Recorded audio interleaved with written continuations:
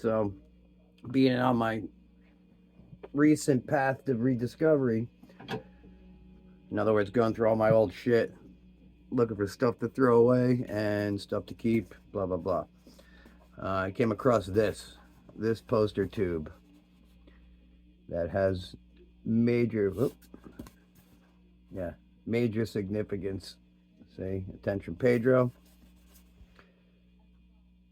old Atlantic Records. Everything has a story, right? Especially with me.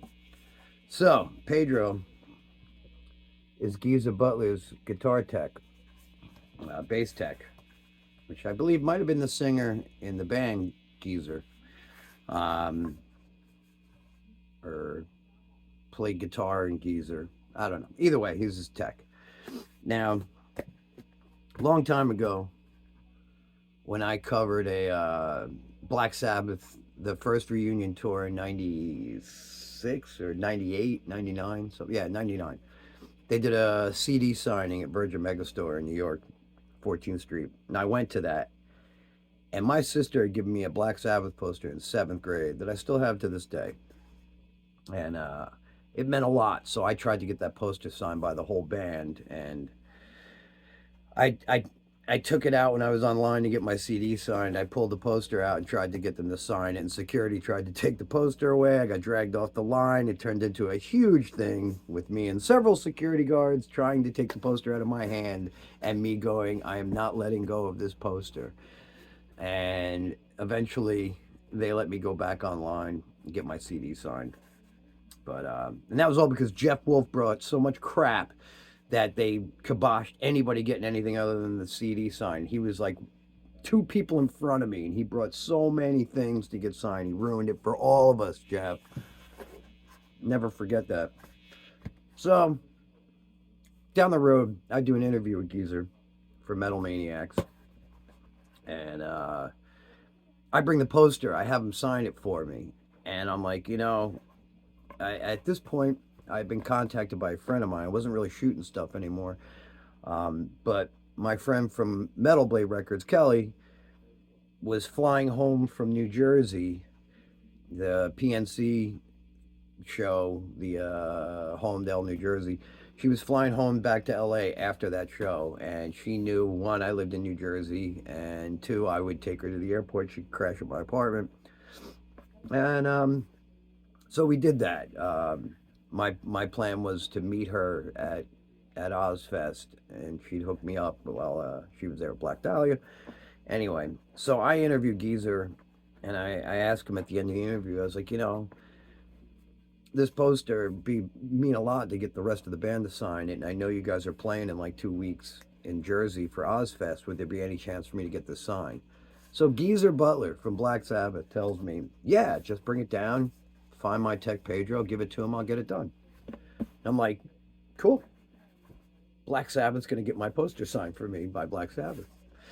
And so the day of the event comes. Now, I've been shooting at PNC for a long time. Those guys all know me. They generally don't really bat an eye if I'm there. They just kind of let me do whatever I want.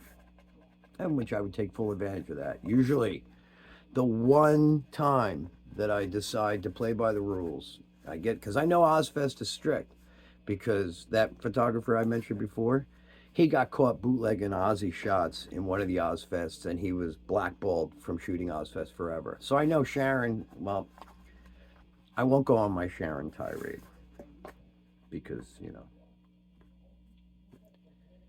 not the time and place to discuss the thief and villain that she is. Succubus. But I knew not to fuck around with Ozfest. So I'm figuring, you know what? I'll go to the production trailer.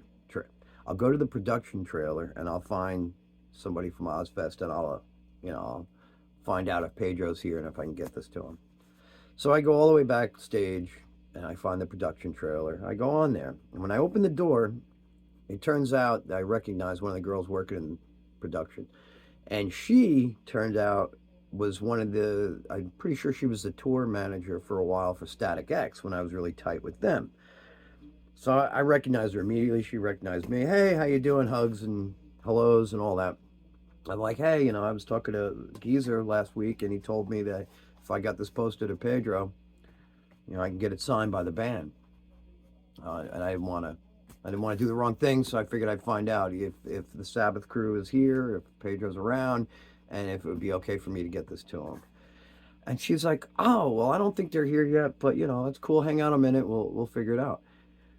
And you know how, like, you're talking to somebody and you notice somebody else is listening, kind of? And I could see that one of the other production assistants was listening to our conversation. And as we finished with that little bit, I noticed, she goes, I have a photographer here that's breaking protocol. How do I handle this? And I was just kind of like, wait a minute, no, like, and I tried to talk, like, this whole thing was, he told me I could drop it off, try and get it signed, like, I'm not trying to step on any toes. And I think her name was Carrie. It's either Carrie or Carrie. I could never get that straight. But she even was like, yeah, I've known him a long time. He was just, trying not to do the wrong thing. And it was a bit of a rushed meeting there. And I was just like, you know what? Never mind. I'll just take my poster. I'll go. So I left, and I went back to my car, and I was just kind of hanging out. I think I had some beers in the trunk, so I was drinking a beer. Just like, whew, that was weird. That was uncomfortable. And then she calls me, and she's like, you got to come back to the production trailer. We have a big problem here. So I went back to the production trailer. They were on the verge of throwing Black Dahlia Murder off of Ozfest. They had her in the corner, drilling her, and I was just like, this whole thing happened because I did not want to do the wrong thing. All I did was ask. I didn't do anything. I didn't go anywhere. I didn't go hand anything to anybody. Like, all I did was ask. Like, I don't understand how this got so blown out. And it eventually smoothed out, and I was free to go and wait for her to finish.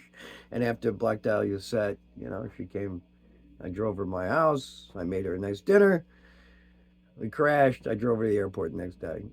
And it was just like one of those things, like, even when I tried to do the right thing, I thought I was doing the right thing. Because, I mean, PNC back in those days, late 90s, early millennium, until I got thrown out in 2001. And that's a whole nother story. I got banned for quite a few years from there until Rush put me on their photo list. But that's a story for another video. How I got escorted out of Ozzfest by like 6 security guards.